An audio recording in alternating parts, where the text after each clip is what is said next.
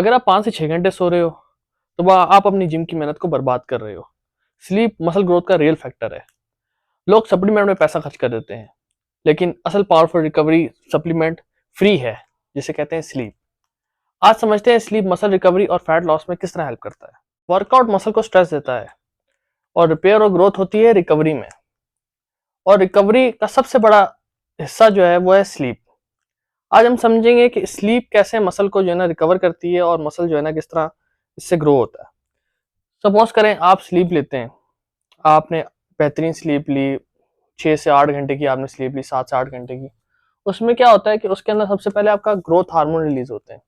वो hormone release होते हैं जिनकी वजह से आपके मसल बड़े होते हैं, जिसपे कॉर्टिसोल लेवल डाउन हो जाता है, डोपामिन ऊपर आ जाता है और उससे आपका मसल जो है ना ग्रोथ में एनहेंसमेंट आती है, जिससे टेस्टोस्टेरोन लेवल भी आपका इंक्रीज होता है।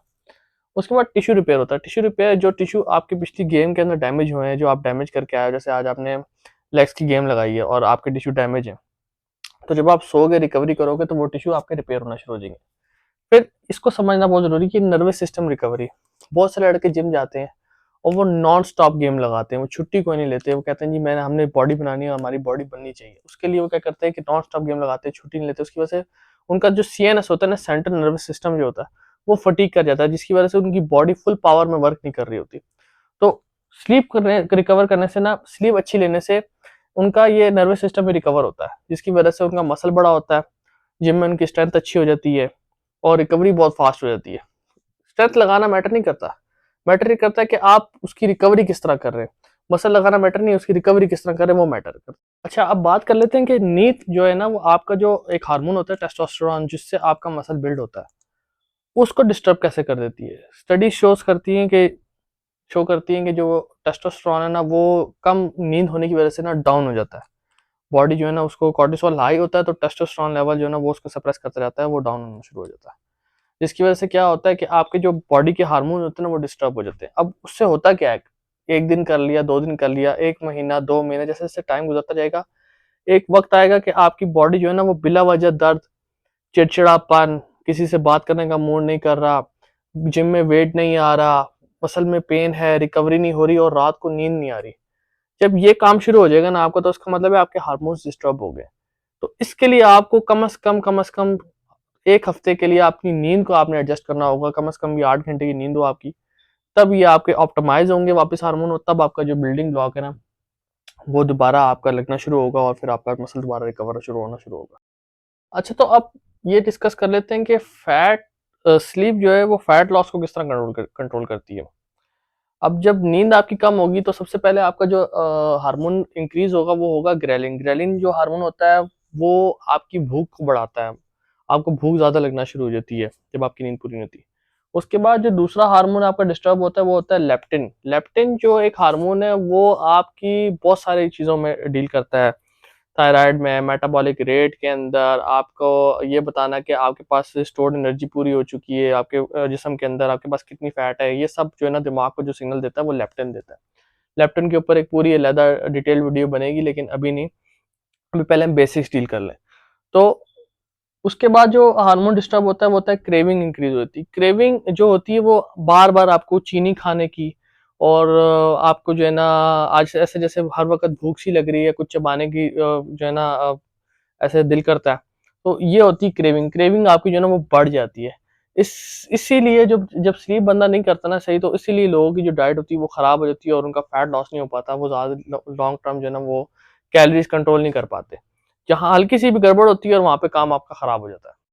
और इसके अंदर दूसरी चीज़ जो मैंने डिस्कस करनी थी, इसकी वजह से क्या होता है कि कॉर्टिसोल इंक्रीज हो जाता है। कॉर्टिसोल होता है, कॉर्टिसोल बहुत गंदा हार्मोन है, अच्छा भी है लेकिन वो गंदा हार्मोन इसलिए क्योंकि बॉडी बिल्डिंग के लिए वो अच्छा नहीं है। तो वो करता क्या है कि वो आपके जो टेस्टोस्टेरोन लेवल है उसको ड्रॉप कर देगा, डोपामिन लेवल को ड्रॉप कर देगा, वाटर रिटेंशन बॉडी के अंदर बढ़ा देगा। वाटर रिटेंशन की वजह से क्या होगा कि आपको 2-3 किलो आपका वेट ज़्यादा लगेगा, 2-3 किलो वेट आपका बढ़ जाएगा, वेट स्केल पे आप परेशान हो जाएंगे, वाटरी हो जाएगी आपकी बॉडी। तो कभी कभी फैट नहीं रुकता और पानी आ जाता है, उसकी वजह से आपको ऐसा लगता है जैसे आपको जो है ना डाइट खराब होगी या फैट आपके ऊपर आ गया, इस तरह होता है। अच्छा, अब जो स्लीप है ना वो आपकी स्ट्रेंथ और रिकवरी के ऊपर किस तरह जो है ना क्या नाम है, उसको किस तरह खराब करती है। खराब इस तरह करती है कि आप जिम जाते हैं और आप डेली हैवी लगाते हैं, डेली हैवी लगाते हैं, एक टाइम आता है कि हैवी ट्रेनिंग से क्या होता है, नर्वस सिस्टम जो है ना, जो आपका सीएनएस होता है वो फटीग हो जाता है। आपका सीएनएस जब फटीग होगा ना, तो आपके हाथ में जो रॉड होगी ना, जैसे अब आप डेडलिफ्ट लगाने लगे, आपके हाथ में रॉड है, लेकिन आपकी बॉडी कह रही है, आपका मसल कह रहा है कि मेरे अंदर जान है, लेकिन आपका जो ब्रेन है ना, वो आपके मसल के साथ कनेक्शन नहीं करता और आपका वेट ऊपर नहीं आता। तो वो होता है सीएनएस फटीग। सीएनएस फटीग जो है ना, वो लॉन्ग टर्म पे होता है, लेकिन उसको रिकवरी करना बहुत आसान है। आप चेक करें आपकी नींद तो नहीं खराब है। फिर रिएक्शन टाइम, सपोज करें कोई बॉल आपकी तरफ फेंक रहा है, कोई कोई पंच आ रहा है, कोई चीज गिर रही है, उसको कहते हैं रिएक्शन टाइम। रिएक्शन कितनी देर में आप करते हैं। अगर वो आपका कम हुआ है ना, और आपको फील होता है कि यार मैं इससे तेज कर सकता था, मैं इससे तेज कर सकता था, वहां पे भी आपकी जो नींद है वो खराब है, वहां पे भी काम खराब है, वहां पे भी आपकी हो सकता है कि मसल ना बन रहा हो, रिकवरी आपकी खराब हुई भी हो। फिर कोऑर्डिनेशन, 4 बंदे बात कर रहे हैं, 5 बंदे बात कर रहे हैं, आप कहीं और अपने ख्यालों में, आपकी ब्रेन फॉगी हुई है, तो वहां पे आपकी कोऑर्डिनेशन खराब हो जाती है। आपको कोई बात समझा रहा है और आपको समझ में नहीं आ रही होती कि यार मैं, आप खड़े यहाँ पे होते हैं लेकिन दिमाग आपका कहीं और होता है, उसमें आपकी कोऑर्डिनेशन जो है ना वो वहां पे भी खराब होती है। कोई आपकी तरफ कोई चीज फेंक रहा है या कुछ समझा रहा है, वो समझ में ना आना उसको, उसको ये कहते हैं कि वहां पे आपकी जो है ना नींद खराब है और उसकी वजह से आपकी रिकवरी नहीं हो रही। फिर स्ट्रेंथ गिर रही है आपकी, चेक करें कि कहीं आपकी स्ट्रेंथ तो नहीं गिर रही जिम के अंदर। अगर आपकी अगर इस वीक आपका 50 का डंबल आ रहा है, पिछले उसके बाद अगली वीक आपका 50 का डंबल नहीं आ रहा, तो इसका मतलब है कि शायद आपकी जो है जो स्ट्रेंथ है ना वो गिर रही है।